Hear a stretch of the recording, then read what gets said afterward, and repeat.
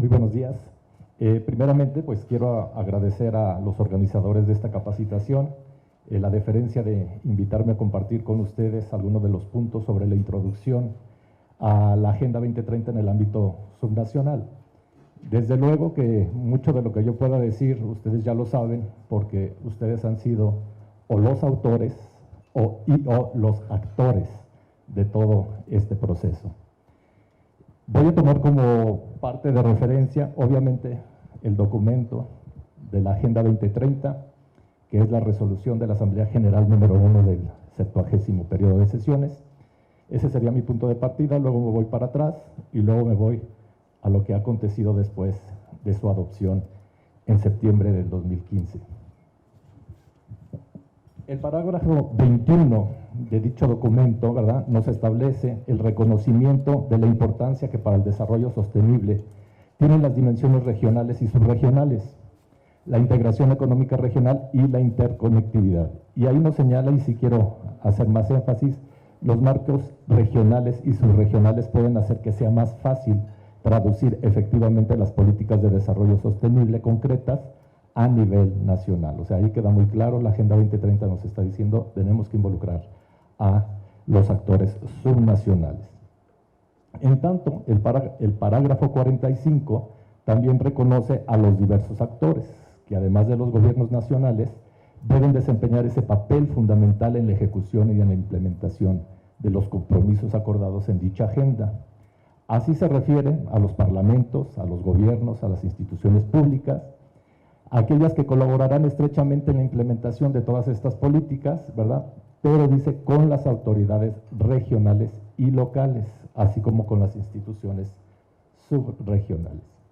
También hace mención, ¿verdad?, y esto lo puse aparte porque lo importante quedó en la otra diapositiva, a instituciones internacionales, a la comunidad académica, a las organizaciones filantrópicas, a los grupos de voluntarios y a otras instancias. O sea, también nos incluyó a nosotros los académicos como actores, aunque debo reconocerlo aquí frente a ustedes, pues la parte académica es más fácil, ¿verdad?, porque es más crítica, porque no estamos nosotros en el terreno de campo y a veces se nos hace, ¿verdad?, muy fácil. ¿Y por qué no hicieron esto? Pues porque no teníamos presupuesto, ¿verdad?, por ese pequeño detalle, ¿no? Entonces, ¿verdad?, me voy hacia atrás. En la década de los 80, ¿verdad?, cuando el grupo que lideró la señora Gro Harlem Brundtland, ¿verdad?, nos da a conocer aquel famoso documento Nuestro Futuro Común y acuña el concepto de desarrollo sostenible, empieza entonces todo una revolución en este ámbito que va a desembocar precisamente en la cumbre de Río de Janeiro de 1992, ¿verdad?, que se llamaba precisamente la Cumbre de Medio Ambiente y Desarrollo. Y ya desde ahí se emitieron varios instrumentos jurídicos, pero el que a nosotros nos interesa en este momento pues es la Agenda 21 o Programa 21, como también se le señaló. Y ahí ya, desde entonces, el capítulo 28 nos decía que las autoridades locales, ¿verdad?, se ocupan de la creación, funcionamiento, mantenimiento de la infraestructura económica y social ecológica, que supervisan todos los procesos de planeación, que establecen las políticas y reglamentaciones ecológicas locales y que contribuyen a la ejecución de todas estas políticas ambientales en los planos nacionales y subnacional. Entonces, pone también esta pequeña frase que dice, en su carácter de autoridad más cercana al pueblo, que yo creo que eso es algo que tenemos que tener muy en cuenta todo el tiempo. Desempeñan una función importantísima en la educación y movilización del público en pro del desarrollo sostenible. Bien, qué bueno que se reconoció, pero una cosa es reconocer y otra cosa es involucrar, que esa cuestión no sucedió necesariamente. Se les dio el reconocimiento, se fijó muy claro que tenían que ser actores, pero no en todos los casos, ¿verdad?, se les incorporó de una forma ejecutiva, y eso lo podemos también señalar muy acentuadamente precisamente en la ejecución de lo que fueron los objetivos del desarrollo del milenio. Ahí, si bien los actores subnacionales intervinieron y jugaron un papel muy importante, tanto del lado de las Naciones Unidas, estuvieron muy conscientes de que no se les involucró en una medida adecuada. Pero aquí lo más importante es que también los actores subnacionales sintieron que no se estaban apropiando de lo que eran los objetivos del desarrollo del milenio y entonces comenzaron todo un activismo para no desempeñar ese mismo papel en la agenda post-2015.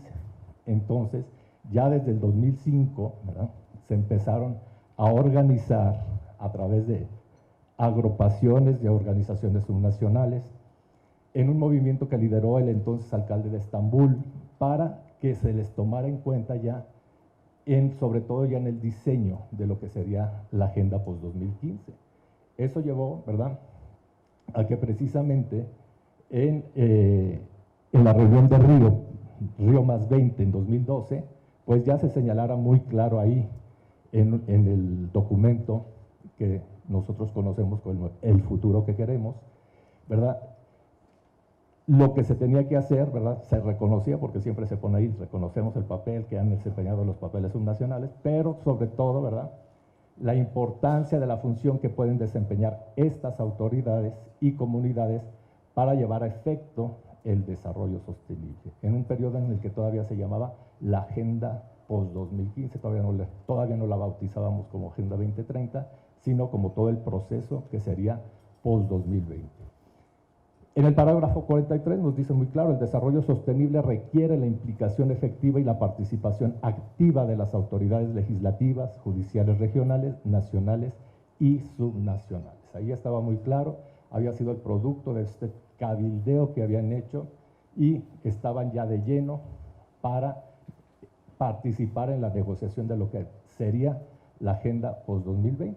Y así fue como llegaron a constituir lo que para efectos de la negociación de la Agenda 2030 se llamó como un stakeholder, ¿verdad?, como un grupo de interés que tuvo una muy señalada importancia en esta situación. Entonces se creó la Global Task Force, ¿verdad?, de los gobiernos locales y regionales, pero dentro de todas las negociaciones pues ya participaron, ¿verdad?, lo que se llamó el grupo de interés de las autoridades locales, lideradas por 3 asociaciones de gobiernos subnacionales, en este caso ICLEI, NRG 4SD, ¿verdad?, y las Ciudades Unidas y los gobiernos locales.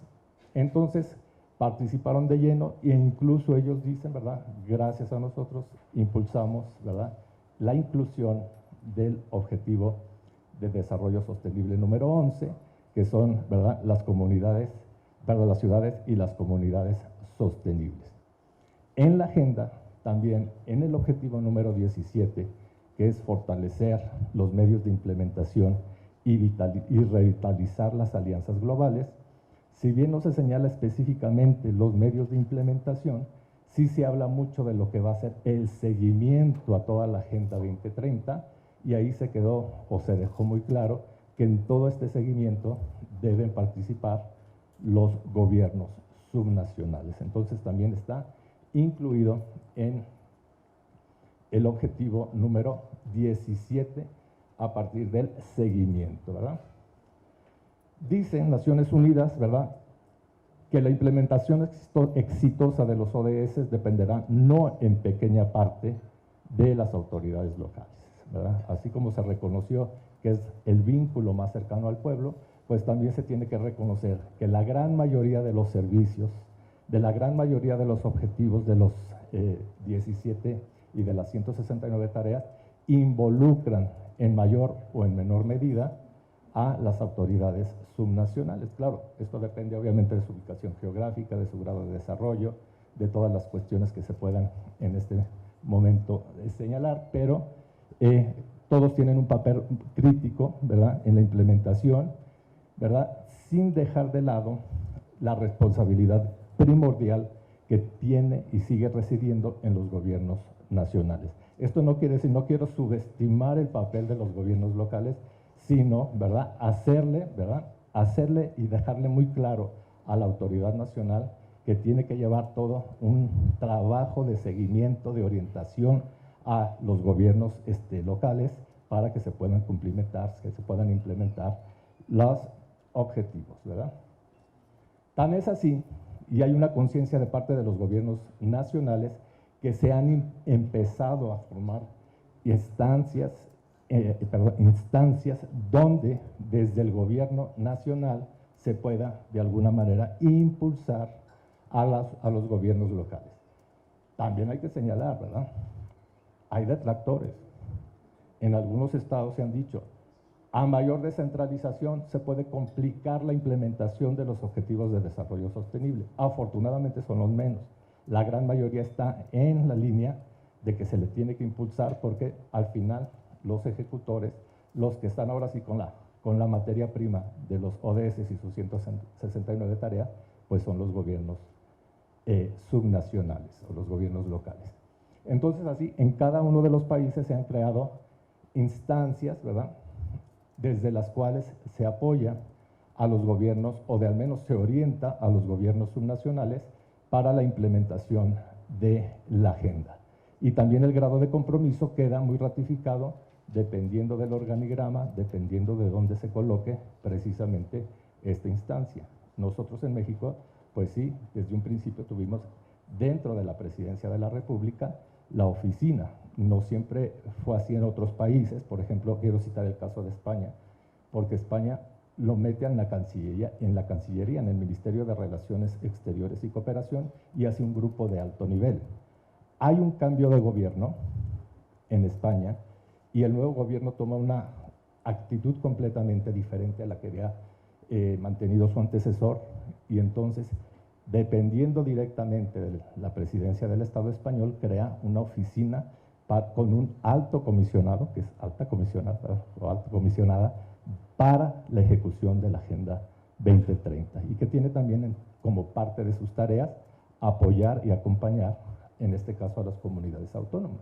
De hecho, en el examen nacional voluntario de este año, que es el primero que presenta España, el presidente Pedro Sánchez se lleva a los presidentes de la Comunidad Valenciana y del País Vasco, dentro de la delegación que presenta el examen nacional voluntario.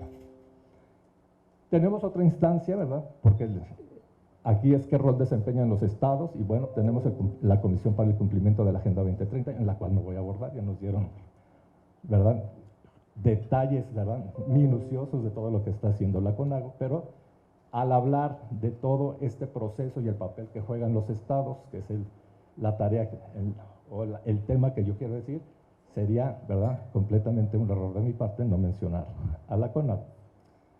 En el reporte del Examen Nacional Voluntario de México, el que se presentó en el 2016, no es en el que se presentó este año, ya se afirmó que las autoridades locales contribuyen a garantizar la asequibilidad y la provisión de los servicios, comenzando por las unidades más pequeñas de gobierno y las que están más alejadas y necesitadas. Entonces ya hay un reconocimiento también de parte de la autoridad nacional del papel que tienen que desempeñar los gobiernos subnacionales, ¿verdad? En tanto que en el examen nacional voluntario de este año, el que se presentó en este año, también el gobierno reconoce en un apartado que se llama órganos de seguimiento e instrumentación de la Agenda 2030, ¿verdad?, a las instancias que han desempeñado un papel clave, y señala explícitamente a la CONAGO y al Instituto Nacional para el Federalismo y el Desarrollo Municipal del INEFED, ¿verdad? Recuerda también que en el seno de la CONAGO se estableció el compromiso sobre la instalación, ¿verdad?, de los OSIS por entidad federativa, que también ya nos acaban de señalar. Ahora que menciono el Informe Nacional Voluntario, el Departamento de Naciones Unidas para Asuntos Sociales y Económicos, UNDESA por sus siglas en inglés, elaboró una guía para la elaboración de estos exámenes nacionales. Y entonces ahí se hacen preguntas o se plantean preguntas que deben ser contestadas y que deberían de reflejarse en el contenido del examen. Y una de las preguntas es precisamente qué acciones han llevado a cabo los gobiernos subnacionales en la implementación de la Agenda 2030. O sea, no se puede obviar, ¿verdad?, al presentar el examen nacional lo que han ejecutado, lo que han realizado las unidades subnacionales, ¿verdad? Esto pues también ya se comentó, y ustedes, ahí decía que ustedes son los autores y los actores, pues ahí está parte de la implementación en la instalación de los consejos estatales de la Agenda 2030, ¿verdad? Ahí está, plan de actividades, de cómo se están, ya es Oaxaca a guisa de ejemplo, ¿no? Podría ser cualquiera de los estados, obviamente no van todos al mismo ritmo, ¿verdad? Algunos hay que empujarlos más, otros van ya muy avanzados, e incluso aquí ya se han mencionado sus nombres, ¿verdad? Esto, ¿verdad?, representa, y también ya se comentó, un reto también para los estados, que así como el gobierno nacional, acabo de decir, tiene la obligación de empujar a los estados, dada nuestra estructura federal, ¿verdad?, también los estados deben asumir el compromiso de empujar a los municipios para que también se hagan sus propios consejos. Y el reto, que también ya se mencionó, pues radica precisamente en hacer operativos estos consejos, ¿verdad? Que no se queden como una instancia más del gobierno, sino que realmente contribuyan a el cumplimiento o la implementación, como le llamamos en la nomenclatura de la Agenda 2030, de todos los objetivos, ¿verdad? Les decía que yo traigo, pues, obviamente la visión académica, y la visión académica a veces es más pesimista, ¿verdad? A veces no es tan triunfalista, no le quiero decir así, ¿verdad? Pero yo me voy a referir también al quinto transitorio de la reforma que se hizo este año a la ley de planeación. Y ahí mi crítica es que yo creo que el legislador se quedó un poco corto, que fue condescendiente con el Ejecutivo, ¿verdad? Porque, pues, por los términos que se emplearon en la redacción del transitorio, ¿verdad? Dice, las administraciones públicas federales correspondientes a los periodos 2018-2024 y 2024-2030, ¿verdad? O sea, son los dos próximos sexenios y son los que van a abarcar la Agenda 2030, podrán considerar, esa es mi gran crítica, ¿verdad? O sea, porque podrán es una prerrogativa, ¿verdad? Entonces, se trataba de, si íbamos a subir esto a ley, ¿verdad?, pues darle la obligación al Estado mexicano, ¿verdad?, de que se tomara en cuenta, ¿verdad?, el contenido, las estrategias para el logro de los objetivos de desarrollo sostenible. Yo creo que todos estamos optimistas, y aquí ya también se señaló, ¿verdad?, con la metáfora del barco, ¿verdad?, que algunos se bajarán y otros se subirán, pero el barco seguirá navegando, pero hubiera sido más prudente decir, el barco tiene que navegar, ¿verdad? No ponerle el barco, si puede, navegará, ¿verdad? Entonces yo creo que ahí se nos quedó corto el legislador, sin embargo está, y eso es un gran, o sea, que no estuviera, eso sí sería también ya más lamentable que no tenerlo, porque de alguna manera, ¿verdad?, el simple hecho de que esté, pues ya conmina a las autoridades que presidan estos dos periodos sexenales a tener que tomar en cuenta lo que señala precisamente el transitorio. Y bueno, este transitorio nos va de alguna manera a llevar a nosotros, ¿verdad?, los gobiernos nacionales, ¿verdad?, con la tarea de que, como ustedes saben, nuestros planes estatales y nuestros planes municipales tendrán que estar alineados también al Plan Nacional de Desarrollo necesariamente. Entonces es toda una cadenita, ¿verdad? En el caso concreto, y antes de la vigencia de esta disposición legal, pues ya muchos, ¿verdad?, de los estados ya han o bien, ¿verdad?, alineado sus planes de desarrollo a la Agenda 2030, o bien incluso han hecho adecuaciones o modificaciones a sus planes, porque estos planes fueron emitidos antes del inicio de esta agenda, que fue el 1 de diciembre de 2016. Nosotros, sobre todo, tuvimos elecciones de gobernadores en 2015 y en 2016. Entonces, ellos son los que de alguna manera ya empezaron con este proceso. Este año tuvimos la elección de 9 autoridades gubernamentales estatales, entonces ellos sí ya esperemos que necesariamente tengan que poner la alineación a la Agenda 2030. Recuerden, la ley de planeación da 6 meses a la autoridad, al Ejecutivo, para que se presente el respectivo plan. Entonces, pues, toma posesión el 1 de diciembre y a partir de ahí 6 meses para conocer su plan, digo, como periodo máximo. Entonces, ahí es donde, ¿verdad?, podríamos ver la alineación que haga el Plan Nacional de Desarrollo, y algunas de las autoridades locales ya podrán también incluir la alineación al Plan Nacional de la Administración entrante, porque también las legislaciones estatales en materia de planeación también nos ponen fechas. Entonces también no necesariamente concuerdan, algunos sí, pero no todos necesariamente con los tiempos de toma de posesión de la autoridad estatal, ¿verdad? Esto, como les decía también, en el marco comparativo, pues no es nuevo, no es único de nosotros, ¿verdad? En otros países está pasando exactamente lo mismo. Aquí tengo un caso de un estado nigeriano, un estado indio, donde también han hecho sus planes de desarrollo y los han empezado a alinear a la Agenda 2030. En el caso de Assam, en la India, fue el primero que lo hizo sin ninguna orientación por parte de alguna autoridad como el PNUD. Lo hicieron ahora sí que de motu propio y pusieron el ejemplo para que otros estados lo hicieran. En el caso de Benue, en Nigeria, ¿verdad? Lo voy a decir, ¿verdad? No quiero poner ahí el mal ejemplo, ¿verdad? Y que después digan, ¿verdad? Pues que aquí también, ¿verdad? Benue, por ser el primer estado nigeriano, recibió recursos adicionales, tanto del gobierno nigeriano como de una organización internacional para el desarrollo en África, por haber también puesto el ejemplo, en este caso, en Nigeria.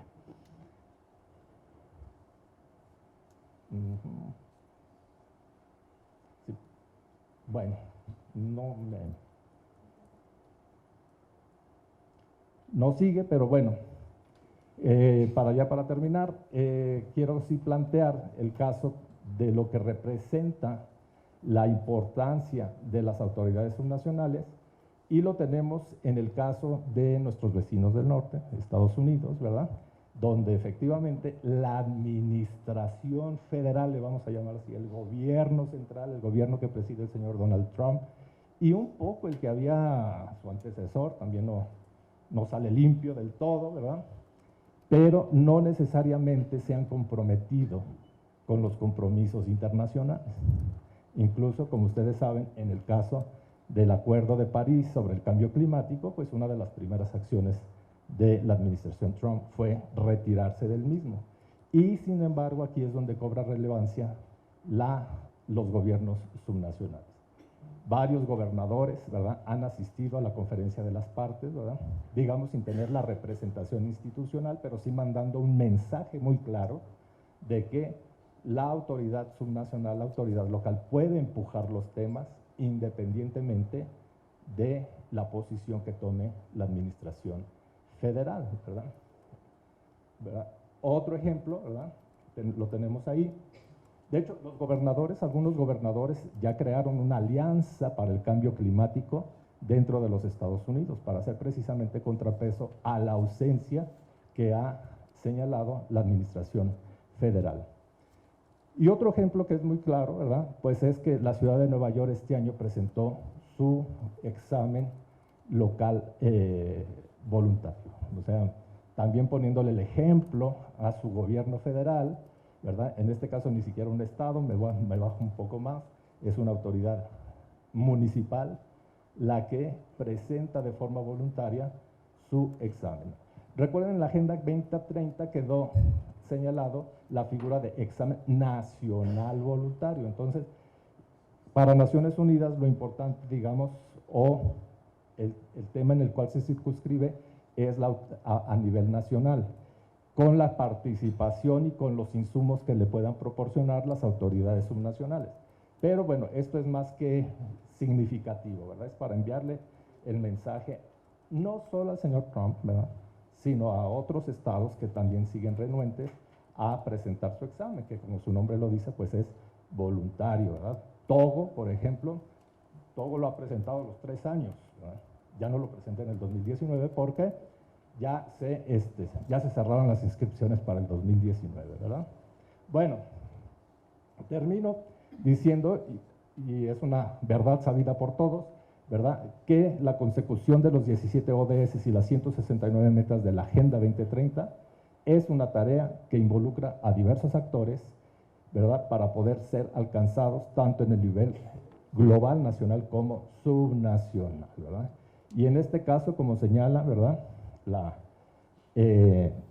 la unión, ¿verdad?, de los gobiernos locales dice: los gobiernos subnacionales no deben ser vistos, ¿verdad?, como meros implementadores de la agenda, sino también como copartícipes del diseño de las políticas que conlleven precisamente a la implementación de los 17 Objetivos de Desarrollo Sostenible, sus 169 tareas y todos los indicadores que le corresponden, ¿verdad? Bueno, me ha comido el tiempo, pero les agradezco mucho su atención.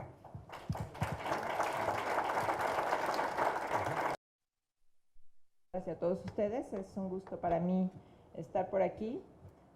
La verdad, aunque soy chilanga, soy profundamente federalista y municipalista, y entonces me da muchísimo gusto poder estar aquí para platicar de la importancia de bajar la Agenda 2030 a nivel subnacional y a nivel municipal. Bueno, pues ya han tenido una plática introductoria, pero yo quisiera regresar al término de desarrollo sostenible, que por lo general pues se identifica mucho con la parte ambiental. Sin embargo, no es la idea. El desarrollo sostenible en 1987 se definió en 3 dimensiones, que son la ambiental, la económica y la social. Sin embargo, el desarrollo de los países, por lo general, está primordialmente en la parte económica, después en la social, y la ambiental desaparece. En los objetivos del milenio, que fueron los que se comprometieron muchos países a cumplir, lo que se ve es que estaba muy recargada en la parte social y de oportunidades para los hombres y las mujeres, y la parte ambiental otra vez quedaba bastante disminuida, bastante aislada. Ya con los ODS, como seguramente ya vieron más temprano, alineados en estos 5 ejes, lo que vemos es que ya están contemplados la mayor parte de los problemas que están en los diferentes países, en los diferentes estados, en los diferentes municipios, y comparados con los ODMs, pues vemos que sí hay un gran cambio, porque se empiezan a atender muchísimos otros temas que antes no habían sido atendidos. La Agenda 2030 entonces quiere romper con ese paradigma de desarrollo que vimos que, aunque se estaba hablando de desarrollo sostenible con sus 3 dimensiones, la ambiental, la económica y la social, estaba o está todavía muy encaminada a la parte económica, y hay que avanzar mucho en la parte social y en la ambiental. Reconocer este carácter multidimensional es muy importante, porque pues en realidad, si no se van atendiendo estas 3 dimensiones, pues no va a haber un desarrollo armónico, y sobre todo realmente no va a haber sustentabilidad.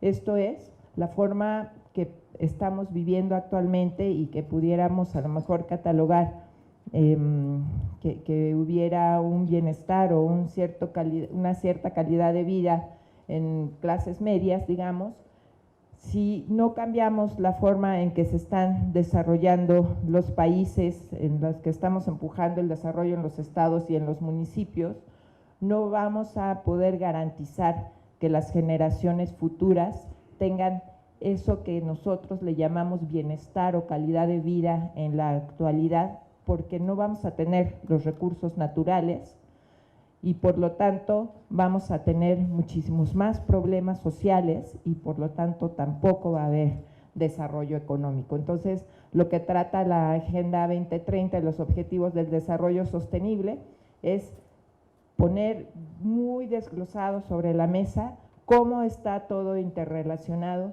cómo no podemos descuidar ninguna de las dimensiones de la sustentabilidad si es que queremos realmente un desarrollo.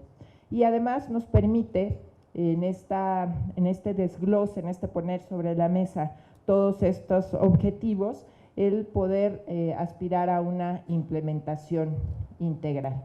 Entonces hay 3 principios básicos de la Agenda 2030: universalidad, es decir,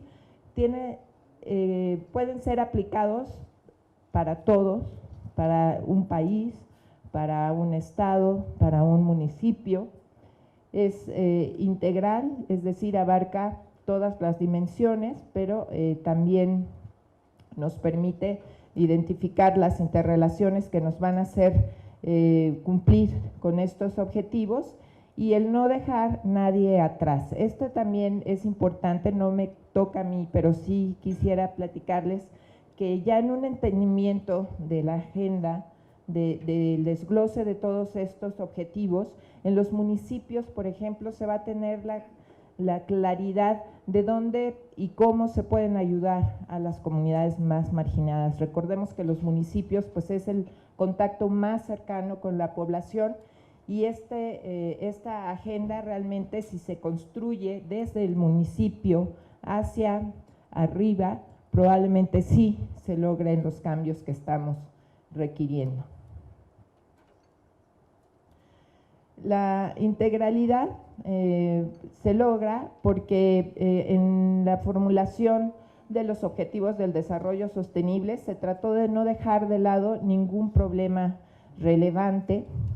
También pueden estos objetivos ser tan generales o tan detallados según se requiera, es decir, vamos a poder adaptar a cada una de las realidades estatales o municipales estos objetivos y entonces habrá unos a los que iremos a mayor detalle y otros se queden en la parte general y también dependiendo de las facultades que se tengan. Nos va a permitir identificar las interrelaciones entre los objetivos y esto es importante porque a veces ocurre que tratamos de resolver un problema pero en realidad no estamos yendo hacia la causa que lo está provocando y en este mapeo sí vamos a poder identificar si realmente el problema que queremos resolver se resuelve solamente con un tipo de acción o necesitamos pues llegarle desde varias áreas para poder resolverlo y también nos va a permitir identificar, por ejemplo, que no haya contraposiciones entre soluciones propuestas que al final puedan estar anulando el efecto positivo que estamos buscando. Y por eso también decimos que ayuda a encontrar soluciones integrales. Como ya se ha visto en las presentaciones anteriores, los ejes que plantea la Agenda 2030 y que están pues bien determinados los objetivos en ellos, busca atender a las personas, al planeta, la prosperidad, la paz y esto se va a lograr a través de las alianzas. Aquí a lo mejor sí estuve pensando, cabría otra P en español, sí, sería la participación de todas las partes, entonces aquí sí iría otra P, pero además yo le agregaría una sexta P, que es el presupuesto, porque si no tenemos el presupuesto para las acciones, pues tampoco vamos a realizar lo que estamos proponiendo. Y me gusta esta lámina porque a lo mejor al tener en este acomodo a los objetivos no terminamos de entender lo que hemos platicado de integralidad o lo que hemos platicado de interrelación y entonces me gusta mucho cuando los colocan de manera circular, me parece que nos puede dar una mejor idea de la integralidad de todos los objetivos del desarrollo sostenible. Las relaciones complejas entre los objetivos y las metas que se plantean existen, es una relación compleja. Realmente este esquema nos podría pues representar exactamente que a lo mejor los problemas de hambre pues sí se atacan desde la parte social, pero también desde la económica y también desde la ambiental, y así encontrando diversas relaciones entre los objetivos y las metas. Aquí tenía yo un hiperlink, pero me dicen que no tenemos acceso a internet, en donde pues de manera sencilla en un video, de todas formas esto se queda con ustedes y cuando tengan la presentación podrán acceder a este video, les va mostrando cómo haciendo barridos de las metas, de los objetivos, cómo poder identificar la relación que tiene con otros objetivos o con otras metas, de manera tal que suceda lo que les decía hace rato, que a lo mejor un problema que pensamos que solamente se soluciona desde una perspectiva, si lo atacamos desde varias perspectivas, podemos llegar realmente a la solución del mismo. Y esta es otra forma esquematizada en la que han presentado estas interrelaciones. Esta es, si mal no recuerdo, del Perú,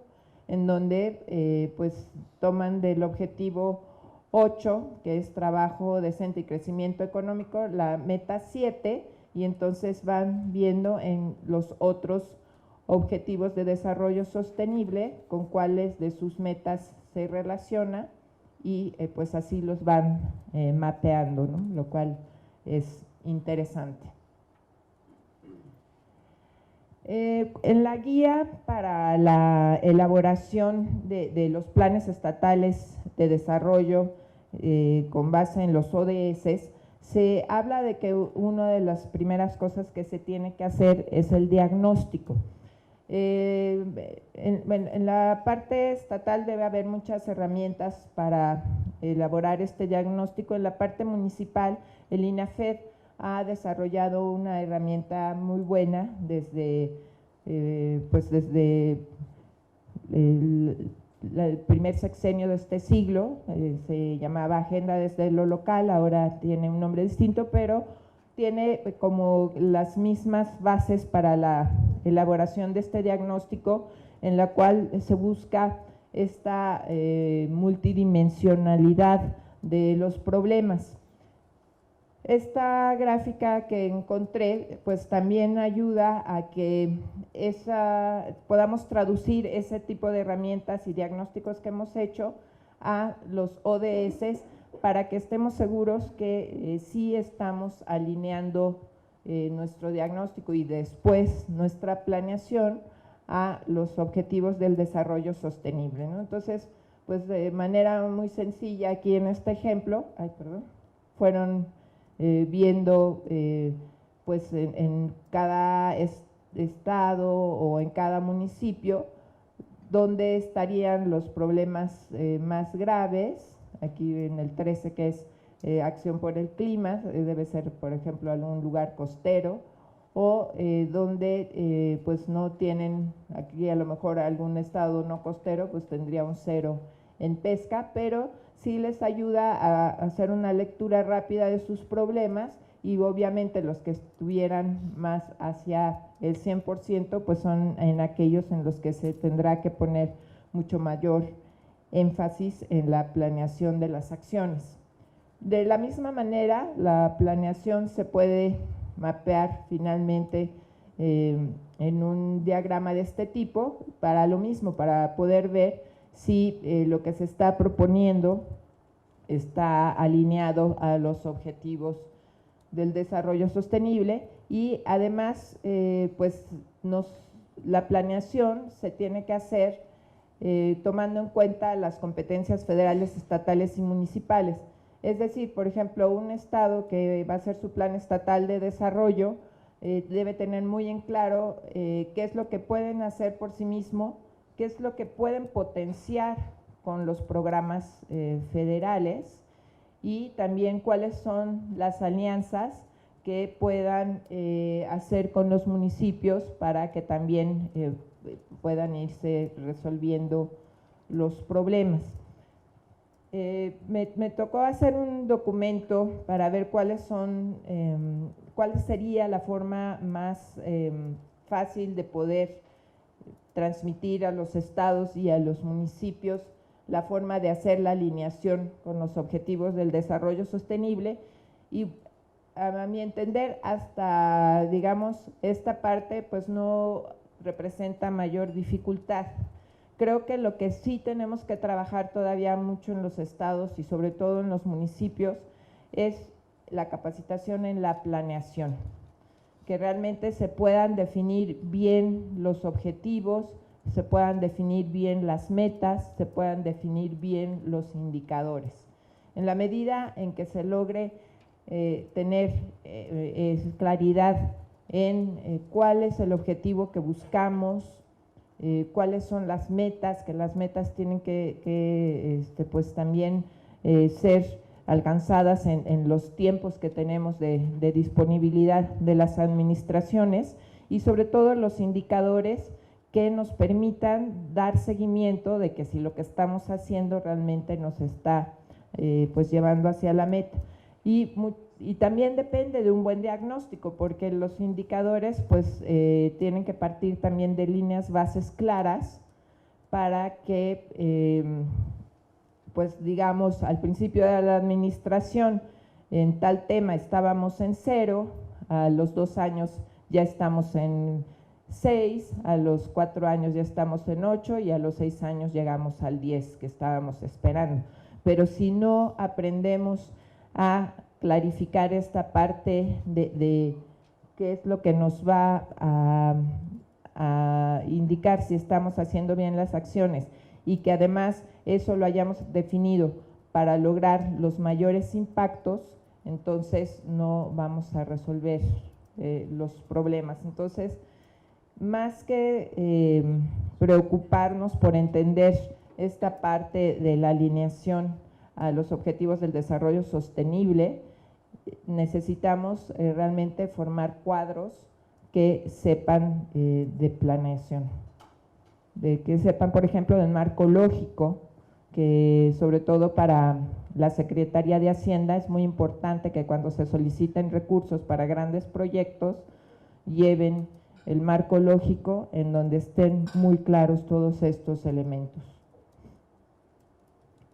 Y los casos de éxito, que también tenía aquí el hiperlink, pues ya hay al menos 2 planes estatales de desarrollo que han sido elaborados, alineados con los ODS, y seguramente entre los participantes aquí veo que hay compañeros del Estado de México que podrán mucho mejor que yo explicarles cómo hicieron el ejercicio, y también el Estado de Chihuahua hizo su plan estatal de desarrollo ya alineado con los objetivos del desarrollo sostenible.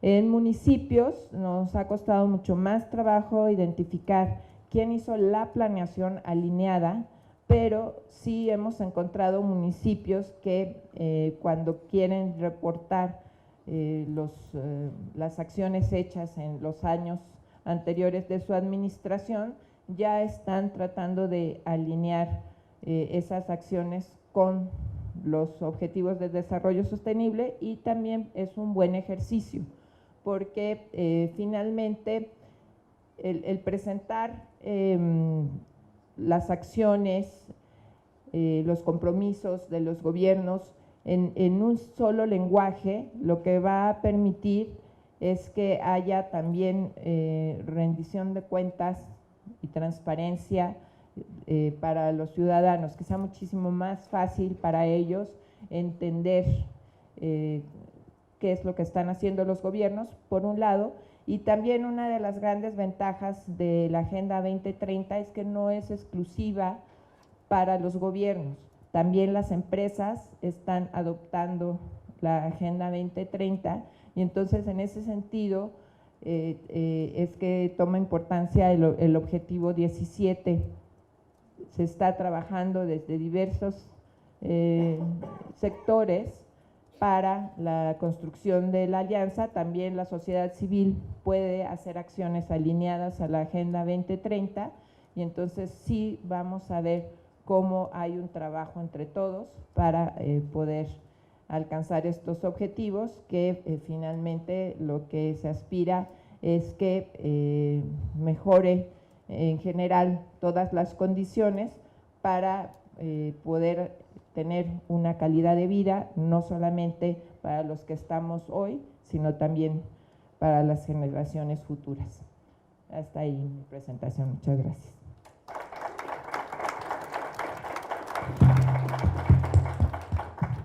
Muchas gracias, Sandra. Bueno, ahora pasamos a nuestro siguiente caso, o más bien a revisar nuestro siguiente principio. Este siguiente principio tiene que ver con no dejar a nadie atrás. Y Helge, que ya se había presentado, es el director del programa Iniciativa 2030 de la Cooperación Alemana al Desarrollo, nos va a compartir justamente este caso, ¿no? Y tiene que ver cómo en este caso se refleja la incorporación del principio de no dejar a nadie atrás. Entonces, Helge, por favor. Muy bien, muchas gracias, Francisco. Pues el segundo objetivo o principio importante de la Agenda 2030, que siempre se menciona, quizás el principio más visible es el principio de no dejar nada atrás, ¿no? Pero al final nosotros nos preguntamos qué significa, ¿no? Que si esto solamente es un slogan o realmente si hay, digamos, algunos imperativos de acción detrás de este principio, ¿no? Y mi ambición hoy no es, digamos, presentarles un concepto holístico y amplio y concreto de ese principio, pero sí plantear algunos temas que pueden estimular la discusión.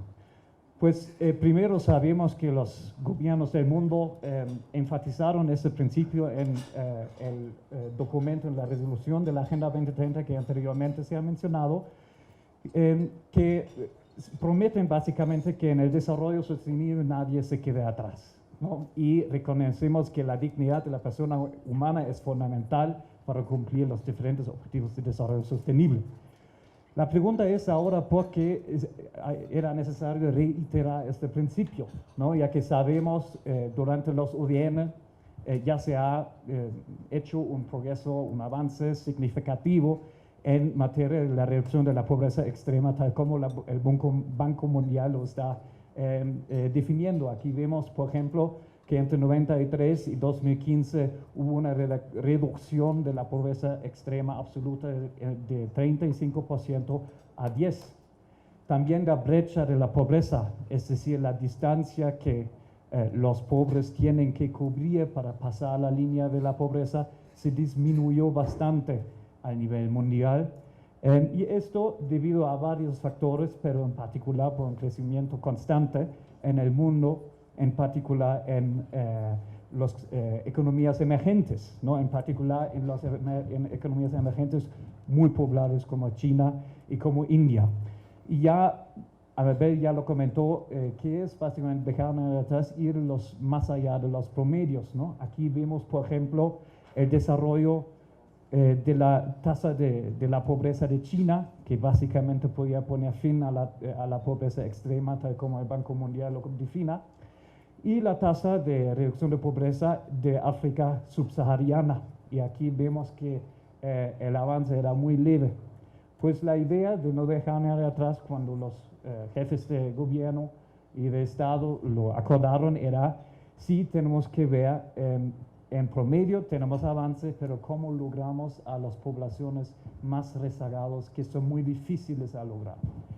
Pues entonces tenemos que ir de low hanging fruits, ¿no? Digamos las cosas que podemos lograr más fácil de los ODM, a las ODS, a los high hanging fruits. Es decir, tenemos que hacer un esfuerzo mucho mayor para lograr a los más rezagados. Pues, ¿qué hay de nuevo?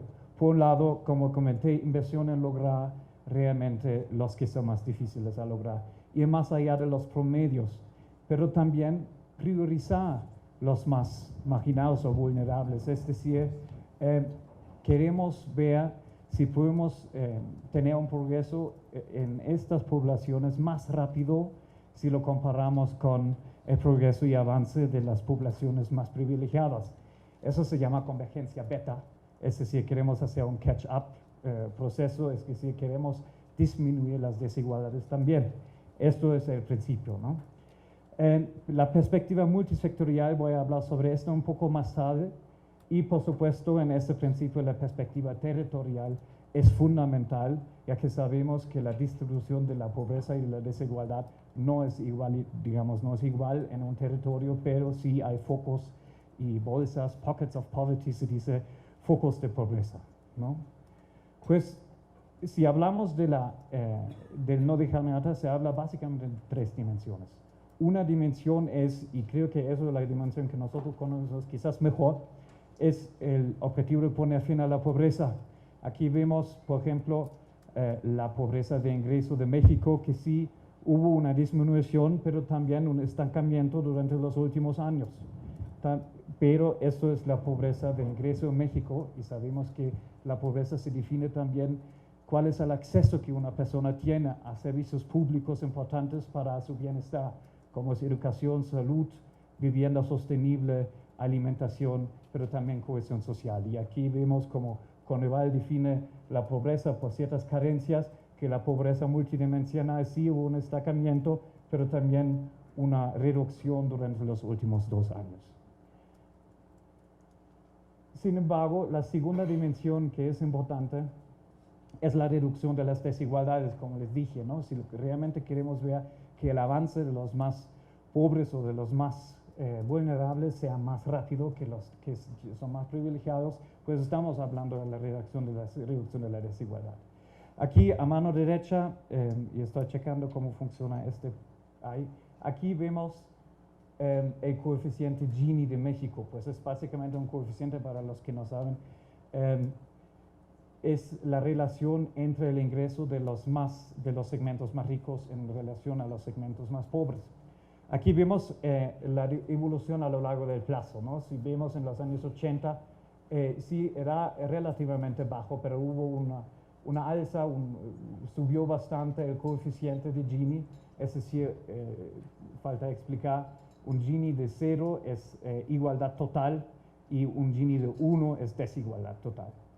Y aquí vemos, hay varios factores, ¿no? Un factor que se menciona es la pérdida del poder de adquisición del salario mínimo, que ha sido importante, un factor importante en esa época. Y aquí, a partir de los años 2000, hubo una reducción bastante, por ejemplo, debido a remesas más altas de los Estados Unidos, pero también programas sociales más efectivos y un aumento general del salario real aquí en México, ¿no? Pero aquí vemos, con respecto a la desigualdad, también en los últimos años hay un estancamiento también hasta 2012, ¿no? Aquí otra gráfica quería compartir también, ¿no? Ya que una pregunta es, ¿cuál es la igualdad antes de transferencias y impuestos y después de transferencias y impuestos? Es decir, ¿qué tan redistributivo es un sistema fiscal de un país? Y aquí vemos que el Gini antes de la redistribución en México queda más o menos igual, hay una reducción leve, pero si lo comparamos con otros países, Brasil, Estados Unidos y Suecia, esa diferencia es, digamos, menos, ¿no? Aquí Suecia, por supuesto, es, yo como alemán también, un caso aspirador, ¿no? Aspiramos todos a tener, digamos, quizás la situación de desigualdad de Suecia, pero Estados Unidos y Brasil también tienen una reducción del Gini antes y después, es decir, del ingreso disponible, bastante significativo. Pues la desigualdad, porque lo discutimos por un lado, porque queremos este avance más rápido, y sabemos que en general reducir las desigualdades son importantes en prevenir, por ejemplo, conflictos sociales, tasas de crimen, pero también hay una cifra que dice entre 85 y 2005, el aumento de la desigualdad ha causado que el crecimiento económico ha sido 10% más bajo, digamos, de México en este periodo. Y la tercera dimensión tiene mucho que ver con desigualdades horizontales, una disculpa. Las verticales son las desigualdades de ingreso, pero las desigualdades horizontales entre grupos de la población son igual fundamentales y tienen mucho que ver con la no discriminación. Aquí esto lo conocemos muy bien, la diferencia de la tasa de pobreza de población indígena y la población total.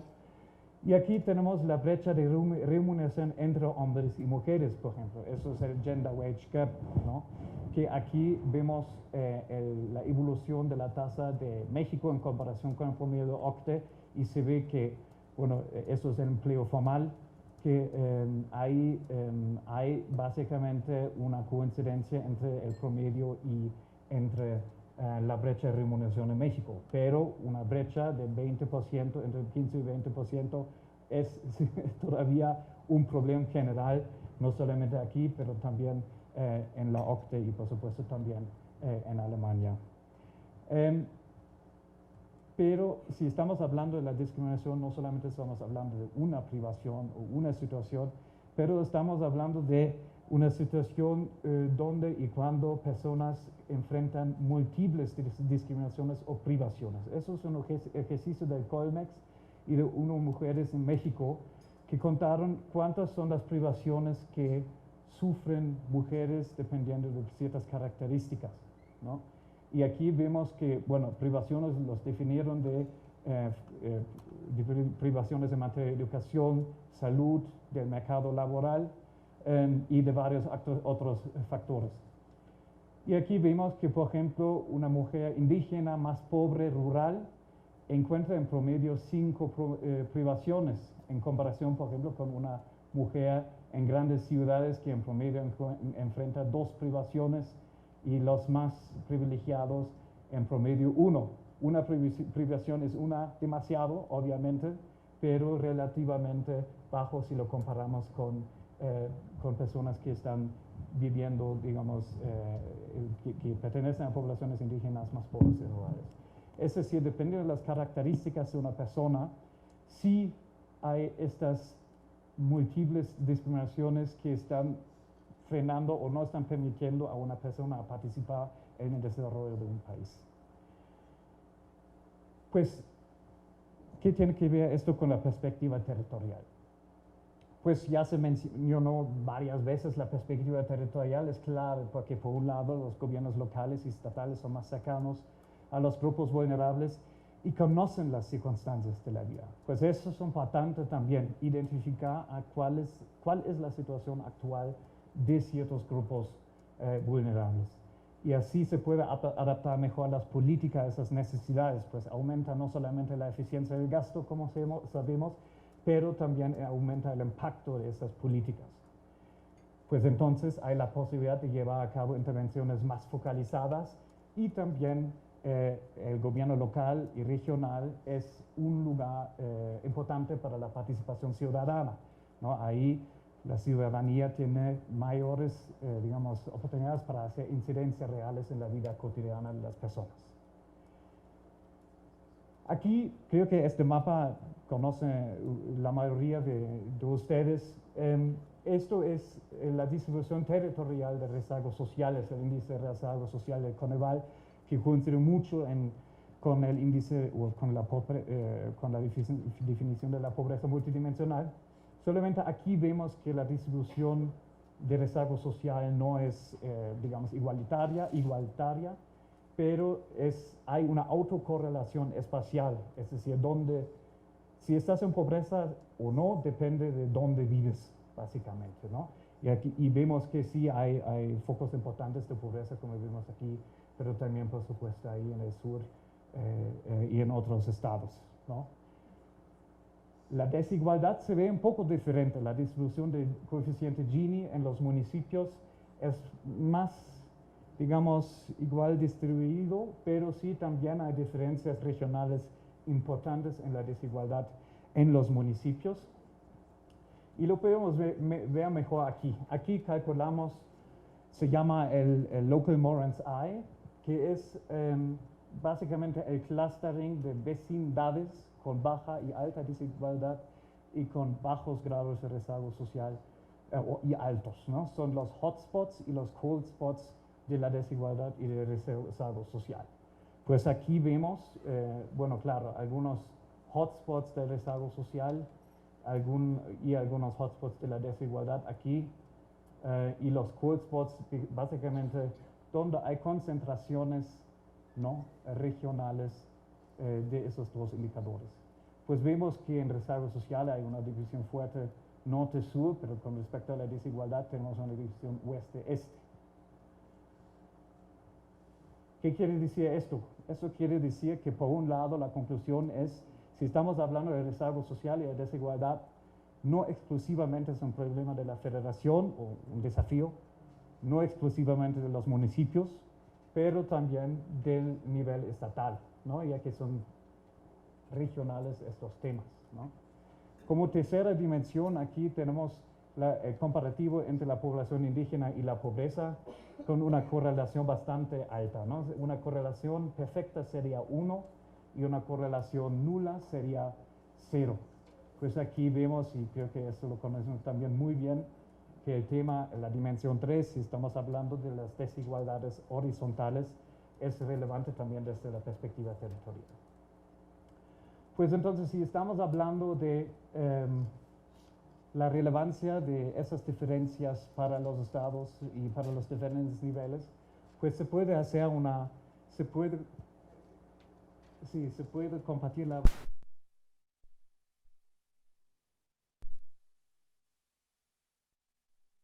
proporción o una parte que depende de las características a nivel estatal y una variación de la pobreza entre los municipios dentro de los estados.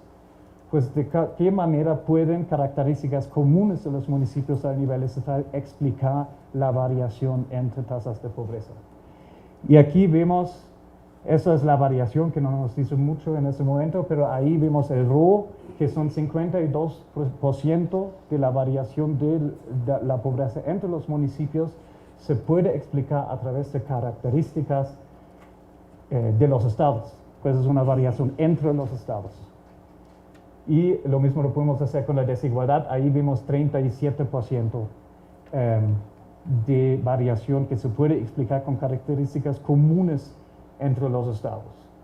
Eso no es decir que el resto solamente es responsabilidad del municipio, ¿no? Eso aquí no estamos controlando para el nivel federal, porque eso estadísticamente no es posible, pero estos 62% que se puede explicar a nivel municipal y a nivel federal, ¿no? Pues como último punto quería mencionar el tema, la relación entre Nordecanatas y la integralidad. Sandra ya comenté, integralidad es, digamos, un cambio de pensar las políticas públicas, ¿no? Si estamos no solamente pensando en un tema que es el desarrollo urbano, pero también pensamos en dimensiones, qué impacto tiene esto en el desarrollo, en la protección del medio ambiente y también en la reducción de la pobreza. Pues el NUV, ahora he platicado mucho sobre temas fiscales, de protección social y crecimiento económico, pero el reto va a ser cómo podemos también asegurar que el principio de no dejar atrás con esas dimensiones, reducción de desigualdades, de la pobreza y la no discriminación, también se refleje en algunas leyes que normalmente no son los primeros candidatos para abarcar el tema no dejar atrás, ¿no? Con un tema que es quizás lo más visible es el tema del cambio climático. Sabemos que los que sufren más de las consecuencias del cambio climático son los que no tienen las medidas para realmente aumentar su nivel de resiliencia. Pero también si estamos hablando de ciudades planeadas que excluyen personas en situación de discapacidad, esas personas no pueden participar en la vida económica, social y cultural, por ejemplo. O el simple hecho de la redacción, en qué idioma redactas una ley, también tiene impactos en si una persona puede realmente hacer valer sus derechos o no, ¿no? Pues son algunos ejemplos sencillos pero concretos de qué significa esa relación entre no dejar atrás y integralidad. Algunos puntos como última lámina de reflexión y debatir, y seguramente que son temas que también causan discusiones, pues a nivel nacional, ¿cuáles son las políticas o los temas que se debería discutir? Un tema es claro, identificar grupos vulnerables y la importancia de la desagregación de datos. Eso no mencioné hoy en esta presentación, ¿no? Pero por supuesto la desagregación de datos la hacemos para saber cómo van esos grupos vulnerables. Muchas veces quizás no la necesitamos. Una persona que cada día está viajando a sus municipios sabe exactamente, ¿no?, cuál es la situación. Un presidente municipal conoce justamente cómo van cómo es la situación económica, social, ambiental de sus ciudadanos, ¿no? Pues esto es más importante identificar los grupos vulnerables y por eso estamos hablando del tema de la desagregación de datos. Focalizar sí es importante, sabemos esto, que eso no es algo nuevo, pero sí, digamos, nos hace pensar un poco cómo realmente vamos con la focalización de nuestras intervenciones. La política fiscal progresiva, eso es un tema también que es importante si queremos lograr esa convergencia, el tema del salario mínimo, la transversalización y intersectorialidad y las instituciones incluyentes. Pues creo que esos son temas a nivel nacional que también son importantes para el nivel subnacional. Para el nivel subnacional, pues hemos identificado estos puntos. Pues por un lado ya se mencionó, claro, cómo se puede coadyuvar en potenciar el impacto de programas federales, pero también cómo se puede formular sus propias políticas adaptadas a esas necesidades que ustedes y los estados conocen mejor. Luego, el aumento del impacto de transferencias federales y estatales es un tema que sí es importante saber con todos esos recursos que llegan del nivel federal, cómo se puede ahí maximizar el impacto y hacer el gasto de esas transferencias más efectivo si sea necesario. Ese es un tema también que estamos discutiendo con, por ejemplo, el estado de Oaxaca, donde se quiere analizar el impacto, por ejemplo, del Fondo de Aportaciones de Infraestructura Social, pero también del FOTAMUN, y la recaudación local. Sabemos que hay una relación extremadamente fuerte entre la recaudación local y entre la pobreza, pues no sabemos si la pobreza determina la recaudación local o la recaudación local determina la pobreza, pero sí hay esta relación y la pregunta es cómo podemos aún más aumentar la recaudación local. Pues mecanismos de igualación fiscal, eso es un tema que se está discutiendo bastante a nivel global, pues cómo se puede transferir fondos, recursos para el desarrollo sostenible de los estados más, digamos, con mayores ingresos, a los que quizás se encuentran en una situación más desventajada, ¿no? O cómo puede quizás la federación involucrarse y discutir un mecanismo de igualación fiscal vertical.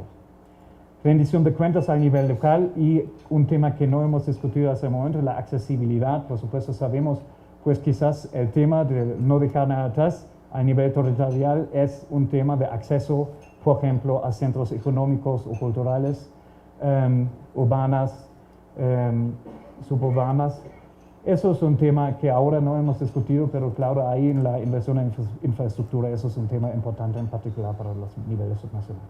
Esto solamente para iniciar un poco la reflexión, la discusión, y bueno, me alegra mucho en poder entrar en una discusión con ustedes y quizás podemos profundizar algunos temas en las otras sesiones de la capacitación que van a seguir en el siguiente año. Muchas gracias por la atención.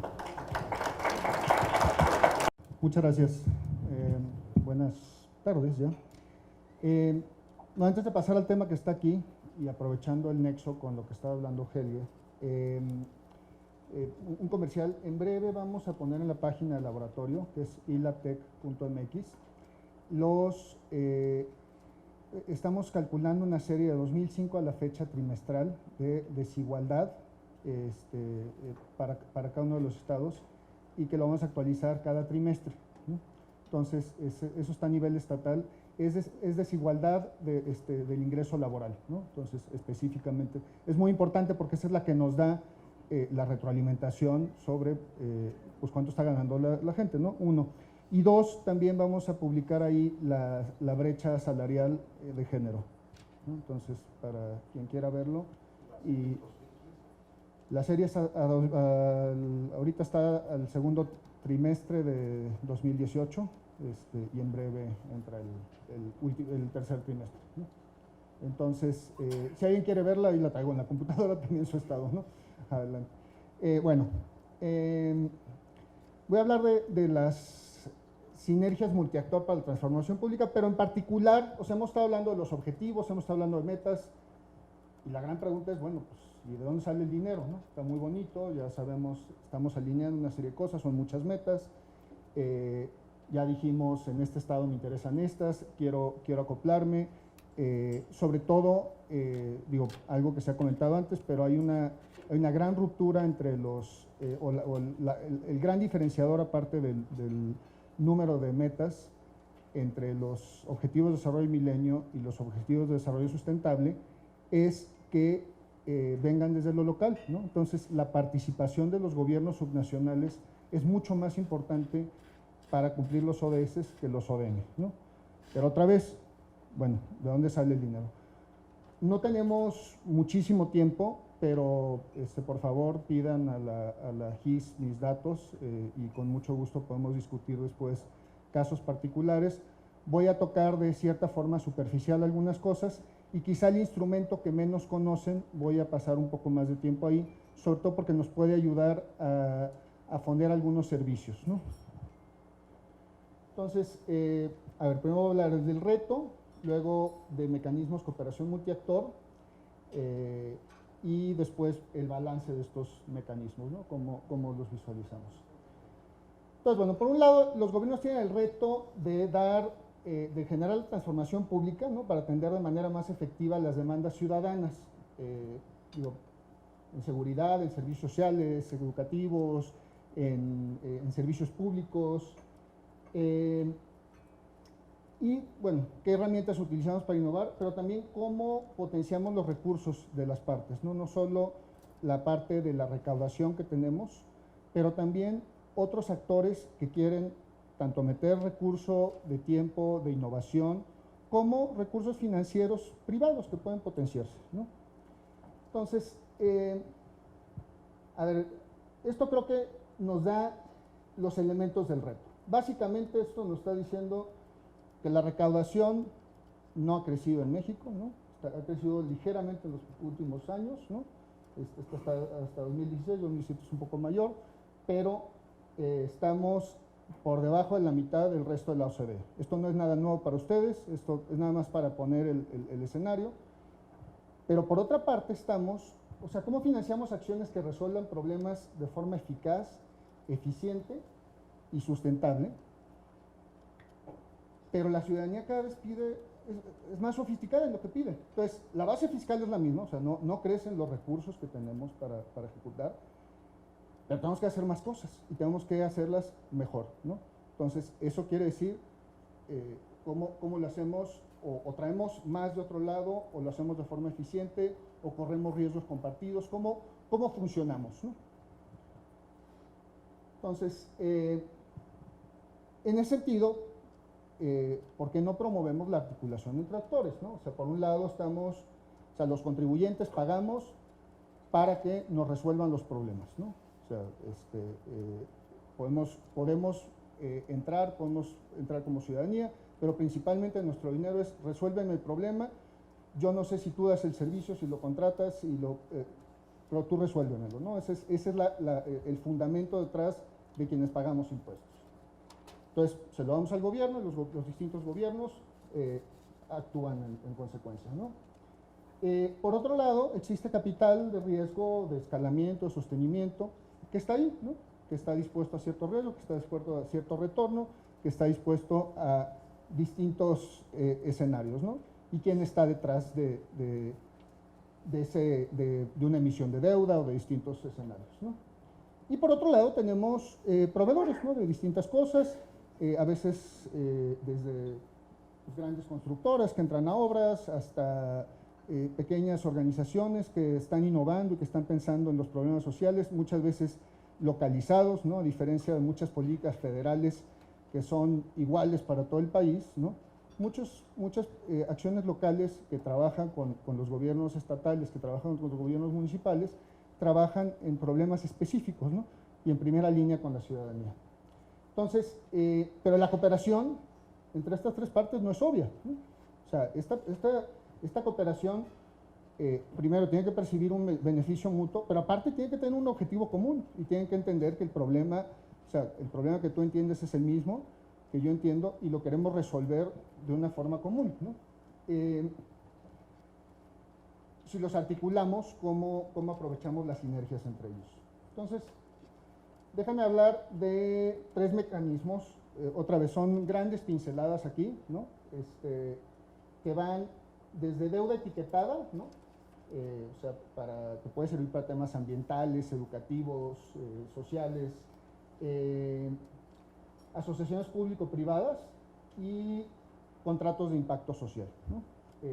Las asociaciones público-privadas principalmente se enfocan a infraestructura, como saben, ¿no?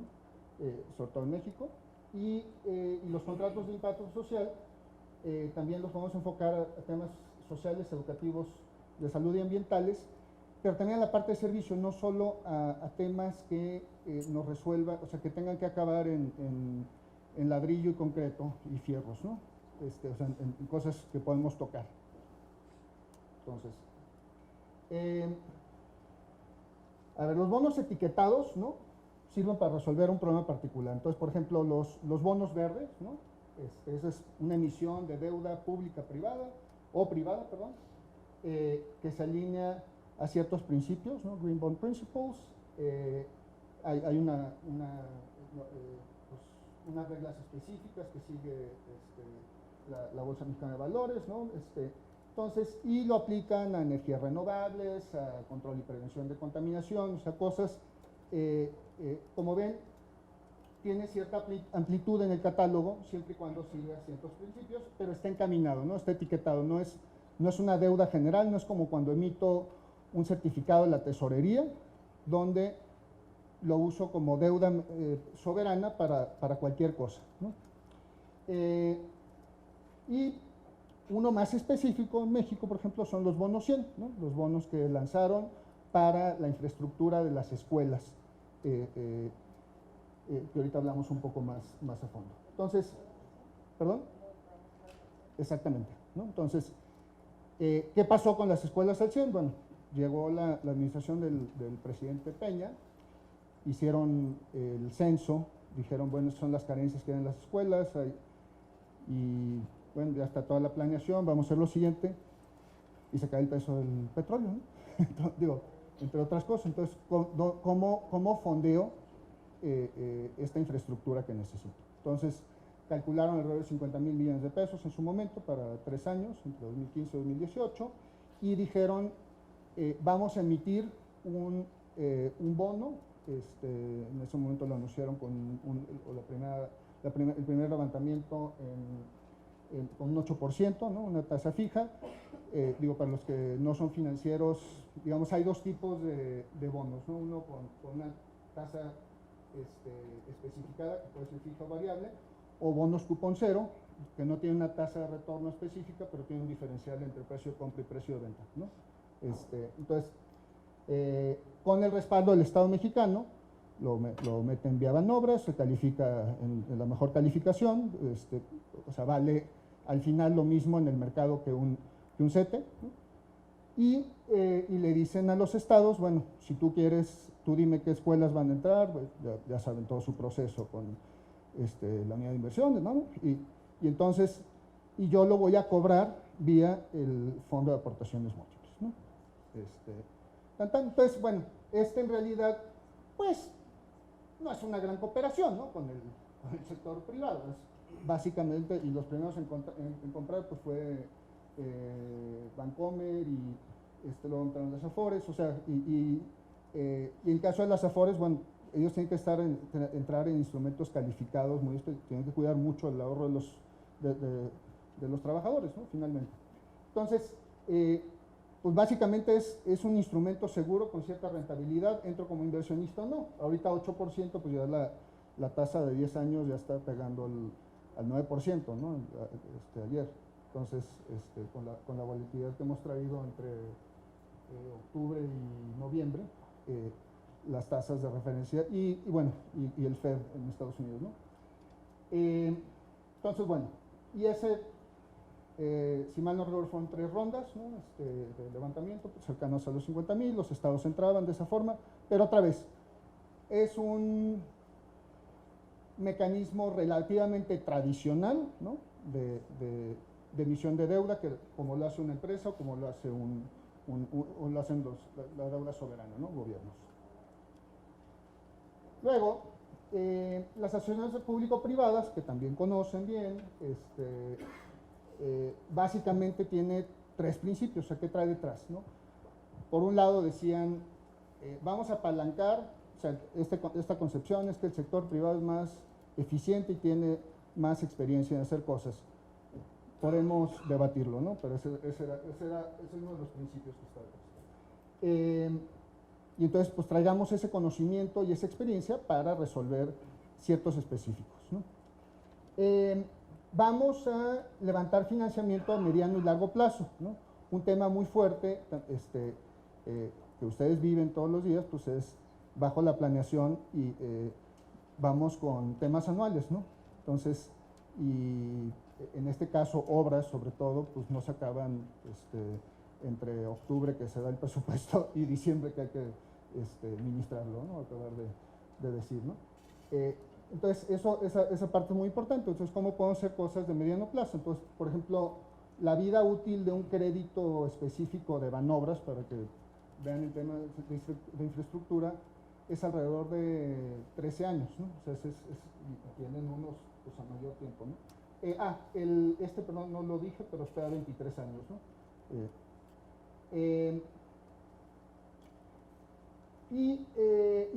Bueno, esto a principios de los 2000, ¿no? Empieza con las PPS, ya había habido en la década de los 90 otro tipo de ingresos, las PPS es un precedente y no hay una ley hasta 2012, ¿no?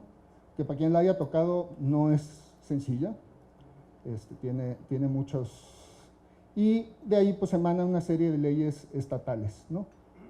Muchas de ellas tampoco sencillas, pero operables, y se ha operado mucho dinero a través de esto. Entonces, esta es principalmente, el tercer principio es, empiezo a compartir, aquí sí comparto riesgos y posibles utilidades, ¿no? Con el sector privado. Entonces, aquí divido, o sea, aparte del financiamiento y de garantizar financiamiento de mediano plazo o de largo plazo, traigo el riesgo compartido, ¿no? Varía mucho según la parte contractual. Hay veces, ustedes han visto los contratos, a veces acaba de todos modos cargando mucho el paquete el sector público o de garantías detrás, ¿no? Entonces, pero bueno, pues han hecho muchas carreteras, hospitales y demás bajo este mecanismo. Pero otra vez, casi todo acaba en concreto, ¿no? Es en algo físico, en algo tangible que podemos tocar. Entonces, otra vez, de nuevo aquí, en todo esto, fíjense lo que decía al principio, no estamos utilizando cierta innovación que hay en la sociedad, y no necesariamente en la sociedad de lucro, ¿no? O con fines de lucro, pues, lo tan buena como la otra, pero pequeños que están pensando en soluciones, ¿no? Entonces, hay un esquema, el que se le llama pago por resultados, donde, sobre todo con temas o servicios sociales, donde al final no puedo tocar el puente, ¿no? O sea, al final contrato un puente, puedo tocar el puente y ahí está, ¿no? Puedo medir ciertas cosas. Y ya, se acabó. Y si me decían que ese puente tiene X o Y impacto social, pues ya no, o sea, el estudio de prefactibilidad me dijo, y ya no salgo a ver si tiene lo que dijo, porque yo ya pagué lo que pagué, ¿no? Ahora, en temas de los servicios, cuando yo digo voy a tratar el desempleo, voy a tratar que no deteriore la diabetes de los pacientes, que no, esas cosas no es un tema de proceso, no es un tema de pagar solo por el servicio, de una capacitación para que se empleen. Es para decir, oye, tengo éxito, tengo que lograr que esa persona siga empleada, ¿no? Siga empleada en un empleo formal o en lo que definamos como éxito, ¿no? Que esa persona a los 6 meses no se le deteriore la hiperglucemia por la diabetes tipo 2 que tiene, ¿no? Ese tipo de cosas, entonces, entra este tipo de contrato condicionado. Yo no sé cómo le haces, yo te voy a contratar el servicio y tú lo que me vas a dar es un resultado. ¿no? Entonces tú te enfocas, proveedor, al resultado, en vez de en vez de la inflexibilidad del contrato que dice, esto lleva 3 agujas y lleva 2 paquetes de gasas y lleva todo esto, ¿no?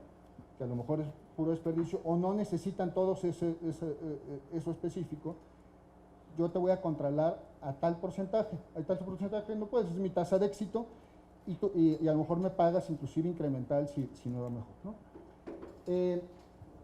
Esto, obviamente, es un esquema donde el riesgo se lo estás cargando al proveedor, ¿no? Si no funciona, no te pago.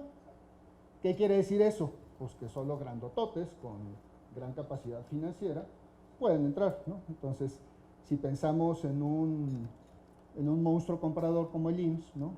Y dicen, bueno, voy a hacer la hemodiálisis, por ejemplo, que subrogan, ¿no? Pues a lo mejor gana un grupo grandote en una zona, con un hospital grandote, ¿no? Alguno de los 5 nacionales que conocemos, y no necesariamente eso, digo, no quiero atacar a ningún grupo específico, pero no necesariamente eso nos da los mejores resultados para el usuario, ¿no? Porque a lo mejor hay un chiquito que se juntaron un nefrólogo y un administrador y dicen, nosotros tenemos unas clínicas pequeñas donde atendemos cerca de la población, entran y salen, no pasan más del tiempo que necesitan, entonces nuestro servicio es mucho mejor, más rápido, cercano a la población y más barato, ¿no? Porque aparte el grupo grande, una vez que se quedó con ese, pues al siguiente contrato tiene la capacidad de subir, o sea, entonces esa parte es importante. Entonces, pero todos estos chiquitos, pues no tienen la capacidad de decir, oye, ¿cómo entro yo si no hay un mercado adicional, ¿no? Este tema de pago por resultados ha crecido mucho en el mundo. Por ejemplo, el Banco Mundial trae alrededor de 26,000 millones que apalancan cerca de 100,000 en proyectos en distintas partes, ¿no? Por poner un ejemplo, hay una serie de fondos a nivel internacional. Reino Unido es el que más tiene. Obama en 2012 estableció desde la Casa Blanca unos 100 millones de dólares, que ha ido creciendo, el Congreso lo ha crecido. Entonces hay esquemas, hay experiencia internacional de algo relativamente nuevo, ¿no? Ahora, hay un esquema específico donde, ¿por qué no metemos un tercer actor? Pues cuando yo soy chiquito y no puedo cargar con eso, traigo alguien que corre el riesgo, ¿no? Un inversionista que diga, oye, si pasa, si se cumplen, le pagamos, ¿no? Y hay una evaluación independiente, o sea, que las dos partes, o sea, aquí el pagador final, digamos, el gobierno, y el inversionista, que es a quien se contrata, ¿no? Por el servicio otra vez, dicen, y nos va a auditar tal, ¿no? ¿Y estamos de acuerdo? Sí, ¿no? Y si se cumplen las metas acordadas, pues se paga, ¿no? De estos tipos de contratos hay alrededor de 108 en el mundo, ¿no? Ya cercanos a 200, de hecho. Hay como 15 que han ya madurado. Es un instrumento que arrancó en 2010, ¿no? Y otra vez nos ayuda a enfocarnos en ciertos servicios, ¿no? Otra vez pensando en los objetivos. Ahorita pensamos en ciertos objetivos, ya tengo que acabar. Pero, por ejemplo, regresando, ¿no? El mecanismo de la deuda etiquetada, ¿no?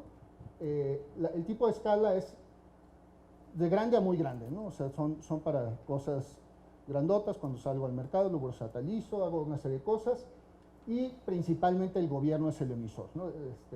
Perdón, el que corre el riesgo, no debería ser emisor aquí, me confundí, pero principalmente el gobierno corre el riesgo. ¿De qué?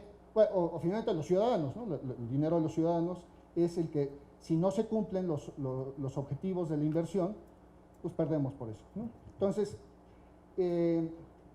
específicamente, por ejemplo, ¿en qué podemos pensar por ejemplo, en el bono 100, ¿no?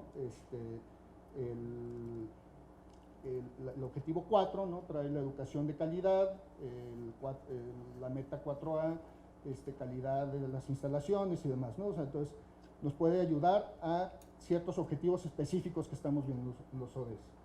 Las APP son muy grandes también, ¿no? Estamos hablando, pues, arriba de 9 ceros generalmente en las operaciones, ¿no? El riesgo es compartido, como decíamos, y depende mucho ese riesgo de las reglas contractuales, ¿no? Esto nos puede ayudar al objetivo 6, al objetivo 9, ¿no? El 6.1, por ejemplo, el acceso universal a agua potable, ¿no? El 9 toca infraestructura. Entonces, y los contratos de impacto social son de escala menor, ¿no? Es una forma de probar también cosas que pueden adoptarse después en política pública mayor, ¿no? Tienen que tener cierta escala futura también para que sean interesantes, pero de arranque son pequeños y medianos, y el riesgo principalmente lo corren inversionistas privados, ¿no? Pues este puede pegar un montón de indicadores, entre ellos, por ejemplo, hay mucha experiencia en temas de trabajo, ¿no? Entonces, el objetivo 8, ¿no? Mayor productividad, mejores empleos, empleos para jóvenes, las metas que están ahí nos puede ayudar. Creo que ya se me acabó el tiempo, entonces aquí lo dejo. Muchas gracias.